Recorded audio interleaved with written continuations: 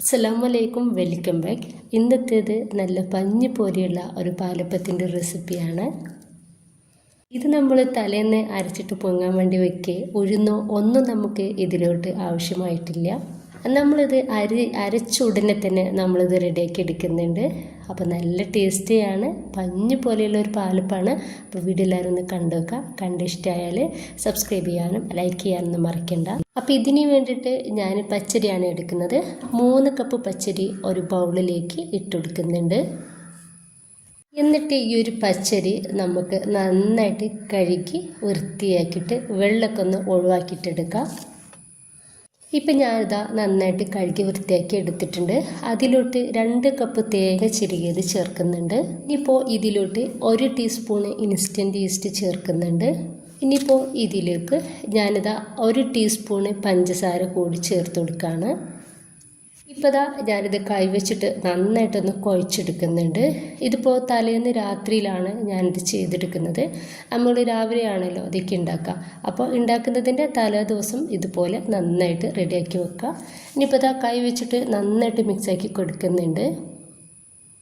ഈ തേങ്ങയും ഈസ്റ്റും പഞ്ചസാരയും എല്ലാതും നമുക്ക് എല്ലായിടത്തും ഒന്ന് റെഡിയായിട്ട് കിട്ടണം. അതുവരെ നന്നായിട്ട് തന്നെ ഒന്ന് മിക്സാക്കി കൊടുക്കുക. ഇനിയിപ്പോൾ ഞാൻ ഇതിലോട്ട് 1/2 കപ്പ് ചോറാണ് ചേർത്ത് കൊടുക്കുന്നത്. ചോറ് ചേർത്തെടുത്തിട്ട് നമുക്ക് ഒന്നുകൂടി നന്നായിട്ട് തന്നെ കൈവച്ചിട്ട് ഒന്ന് കുഴച്ചെടുക്കുക.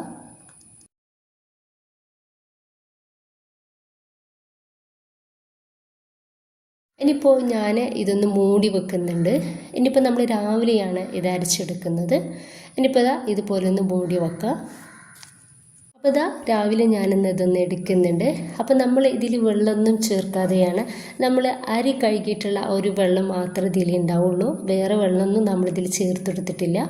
അപ്പോൾ ഇത് നല്ലൊരു സ്മെല്ലാണ് കേട്ടോ നമ്മുടെ ഈ ഒരു അരിക്കിപ്പോൾ ഉള്ളത്. അതേ സ്മെല്ലായിരിക്കും നമ്മുടെ ഒരു പാലപ്പത്തിന് ഉണ്ടാവുക. അപ്പോൾ ഞാൻ മിക്സിയുടെ ജാറിലേക്ക് ഒരു 1/2 കപ്പ് വെള്ളത്തിൽ നിന്ന് പകുതി ഒഴിച്ചെടുത്തിട്ടുണ്ട്. ഇനിയിപ്പോൾ ഇതിലോട്ട് നമ്മൾ അരി ഇട്ടുകൊടുക്കുക. അപ്പോൾ കുറേശ്ശെ ആയിട്ട് വേണം നമ്മൾ അരി ഇട്ടിട്ട് അരച്ചെടുക്കാൻ വേണ്ടിയിട്ട്. അപ്പോൾ വെള്ളം നമ്മൾ 1/2 കപ്പ് 1/4 കപ്പ് മാത്രം ഒഴിച്ചിട്ട് വേണം അരച്ചെടുക്കാൻ വേണ്ടിയിട്ട്.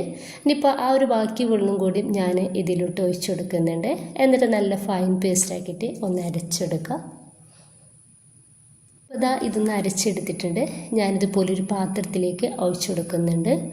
ബാക്കി കൂടി നമുക്ക് ഇതുപോലെ തന്നെ അരച്ചെടുക്കുക. വെള്ളം ഒരിക്കലും കൂടി പോകാണ്ട് നോക്കണം. 1/4 കപ്പ് 1/2 കപ്പ് വെള്ളം ചേർത്തിട്ട് അങ്ങനെ വേണം അരച്ചെടുക്കാൻ വേണ്ടിയിട്ട്. ഇപ്പം ഞാനിത് മുഴുവനായിട്ട് തന്നെ അരച്ചെടുത്തിട്ടുണ്ട്.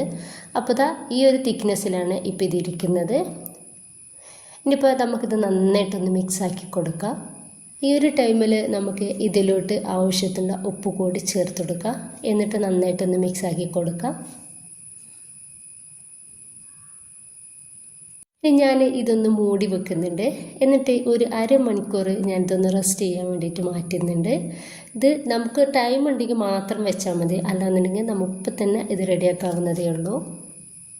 അപ്പോൾ 1/2 മണിക്കൂറായ ടൈമിൽ ഞാൻ ഇതൊന്ന് തുറന്നിട്ടുണ്ട്. ആ ഒരു ടൈമിൽ നമ്മുടെ മാവ് നന്നായിട്ട് തിക്കായിട്ടുണ്ട്, നന്നായിട്ട് തന്നെ പൊങ്ങി വന്നിട്ടുണ്ട്. ഇനിയിപ്പോൾ നമ്മളിതൊരിക്കലും മിക്സ് ചെയ്തിട്ട് എടുക്കരുത് കേട്ടോ. ഒന്നായിട്ട് കുത്തിയിളക്കിയിട്ട് മിക്സ് ആക്കി കൊടുക്കുകയൊന്നും ചെയ്യരുത്. ഇനിയിപ്പോൾ നമുക്ക് നന്നായിട്ട് ചൂടായിട്ടുള്ള പാനിലേക്ക് ഇതുപോലെ മാവെടുക്കുക മേലെന്ന്. എന്നിട്ട് വേണം നമ്മൾ പാനിലേക്ക് ഒഴിച്ചെടുക്കാൻ വേണ്ടിയിട്ട്. ഇനിയിപ്പോൾ നന്നായിട്ട് ചൂടായിട്ടുള്ള പാനിലേക്ക് ഇതിൽ നിന്ന് ഒരു കയ്യിൽ മാവ് ഒഴിച്ചെടുക്കുക. മാവ് ഒഴിച്ചെടുക്കുന്ന ആ ഒരു സമയത്ത് നമ്മുടെ തീ ഹൈ ഫ്ലെയിമിലിടണം. അപ്പോൾ നമുക്ക് കാണാൻ വേണ്ടിയിട്ട് പറ്റുന്നുണ്ടാവും ഒരുപാട് ബബിൾസ് നമ്മുടെ ഒരു പാലപ്പത്തിൽ ഉണ്ടാവുന്നത്. ഈ ഒരു ടൈമിൽ നമുക്കിതൊന്ന് മൂടി വെക്കാം. ഇനിയിപ്പോൾ ഏറ്റവും ലോ ഫ്ലെയിമിലിട്ടിട്ട് വേണം പിന്നെ നമ്മളിത് റെഡിയാക്കി എടുക്കാൻ വേണ്ടിയിട്ട്. ഇപ്പോൾ ഈ ഒരു പാലപ്പം ആയിട്ടുണ്ട്. ഇത് വേഗത്തിൽ നമുക്ക് വേവായിട്ട് കിട്ടും. നല്ലൊരു മണമാണ് നമ്മുടെ ഒരു പാലപ്പത്തിന്, അതുപോലെ തന്നെ നല്ല ടേസ്റ്റുമാണ്. അപ്പോൾ ഇതൊന്ന് റെഡിയാക്കി എടുത്തിട്ടുണ്ട്. ഈസ്റ്റ് ചേർത്തെടുത്തത് കൊണ്ടിട്ട് തന്നെ നമ്മുടെ ഈ ഒരു പാലപ്പത്തിൻ്റെ അടിഭാഗമൊക്കെ വേറൊരു ആകൃതിയിലാണ് ഇരിക്കുന്നത്. നല്ലൊരു മണമാണ് നമ്മുടെ ഒരു പാലപ്പത്തിന്, അതുപോലെ തന്നെ നല്ല ടേസ്റ്റുമാണ്. അപ്പം നിങ്ങൾ ഒരിക്കലും പാലപ്പം ഇതുപോലെ ഉണ്ടാക്കിയിട്ട് നോക്കിയിട്ടുണ്ടാവില്ല. നമ്മൾ ഉഴുന്നൊക്കെ ചേർത്ത് അരിയൊക്കെ അരച്ചിട്ട് തലേന്ന് പൊങ്ങാൻ വെച്ചിട്ട് അങ്ങനെ ആയിരിക്കുമ്പോൾ എല്ലാവർക്കും അറിയാവുന്നതുണ്ടാവുക. അപ്പോൾ ഇതൊരു വെറൈറ്റിയാണ്. എല്ലാവരും ഒന്ന് ട്രൈ ചെയ്ത് നോക്കുക. ഇഷ്ടമായിട്ടുണ്ടെങ്കിൽ എല്ലാ സപ്പോർട്ടും ഉണ്ടാവുക.